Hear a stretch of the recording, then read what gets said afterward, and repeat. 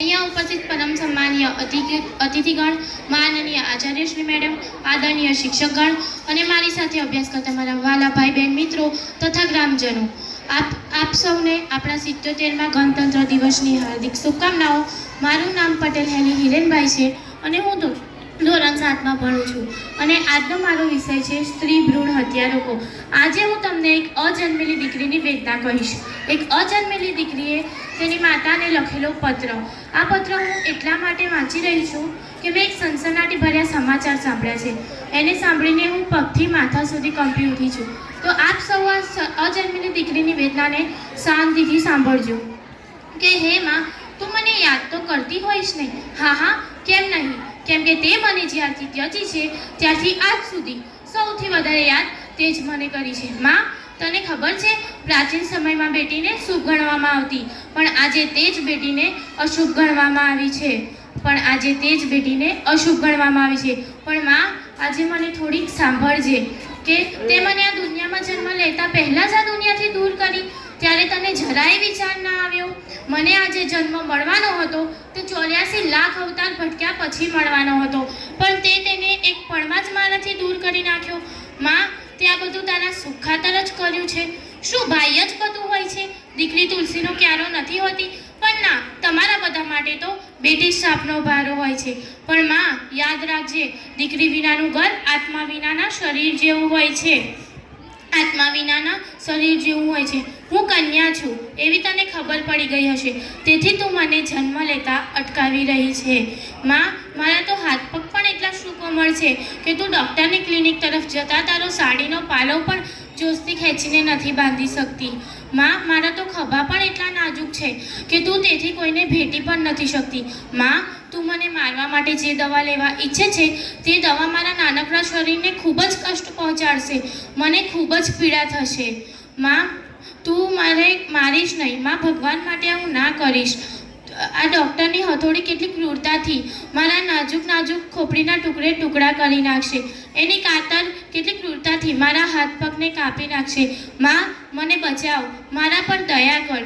હું પત્ર એટલા માટે લખી રહી છું કે મારો તો હજી અવાજ પણ નથી નીકળતો। કહું તો કોને કહું અને કેવી રીતે કહું? માં, મને જન્મ લેવાની ખૂબ જ લાલસા છે।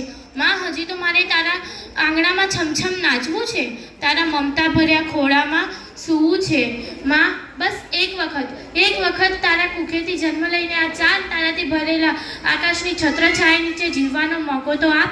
માં, તું મારા ખર્ચાની ચિંતા ના કરીશ, હું તારો ખર્ચો જરાય નહીં વધારું। ના લઈ આપતી મને ઝાંઝર, હું દીદીના નાના પડી ગયેલા ઝાંઝર પહેરી લઈશ। ના લઈ આપતી મને કપડાં, હું ભાઈના નાના પડી ગયેલા કપડાથી મારું શરીર ઢાંકી લઈશ। માં, જો હું પુત્ર હોત તો તું મને ઉછેરી લેત, પછી મારામાં શું દોષ? શું તું મને દહેજને લીધે પ્રેમ નથી કરતી? નહીં, આ બધી તો બસ એક ભૂલામણી જ છે। થોડી કોશિશ તું કરજે, થોડી કોશિશ હું કરીશ, પછી દહેજ કોઈ મોટી વાત નહીં રહે। માં, જોજે, મારા હાથમાં પણ મહેંદી લાગશે, શરણાયું વાગશે અને તારા આંગણાનું એક પંખી બનીને હું કાલે ઉડી જઈશ। પણ માં, મને અત્યારથી ના ઉડાડ। માં, હજી તો મારે તારા બાગનું એક ગુલાબનું ફૂલ બનીને ખીલવું છે, પણ કોણ જાણે સ્ત્રીઓએ જ પુરુષ પ્રધાન સમાજમાં જાતિ, નિયમો, વાલણો વચ્ચે હાર માનીને હથિયાર હેઠે મૂકી દીધા છે। શું તેને પોતાની શક્તિ પરથી વિશ્વાસ ઉઠી ગયો છે? શું તેની લાડકવાળી દીકરી પર ભરોસો નથી? જો એવું જ હોય ને તો ધિક્કાર છે તેની નારી શક્તિને, ધિક્કાર છે તેના માતૃત્વને, કેમ કે કોઈ પણ સ્ત્રીની ઈચ્છા વગર કોઈ પણ ડૉક્ટર કે કોઈ પણ પુરુષ તેની કુખને હાથ પણ નથી લગાવી શકતો। દીકરી એ લક્ષ્મીનું સ્વરૂપ છે। માતા એટલે વાત્સલ્યનું ઝરણું, પત્ની એટલે પ્રેમનું ઝરણું, પરંતુ દીકરી એ વહાલનો દરિયો છે। દીકરી એટલે પિતાનો સંસાર, દીકરી એટલે માતાનો આધાર। જો દીકરો પિતાનું રૂપ હોય ને તો દીકરી પિતાનું સ્વરૂપ હોય। જો દીકરો પિતાનો હાથ હોય તો દીકરી પિતાનું હૈયું હોય।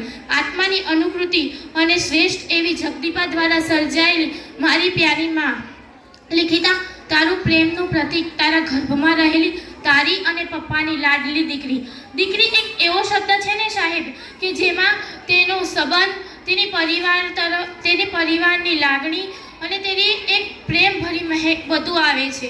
દી એટલે દિલથી બંધાયેલ અતૂટ સંબંધ, ક એટલે કસ્તુરીની જેમ હંમેશા મહેકતી અને મહેકાવતી, અને રી એટલે રિદ્ધિ સિદ્ધિ આપનારી અને પરિવારને હંમેશા ખુશ રાખનારી એક પરી. જય હિન્દ.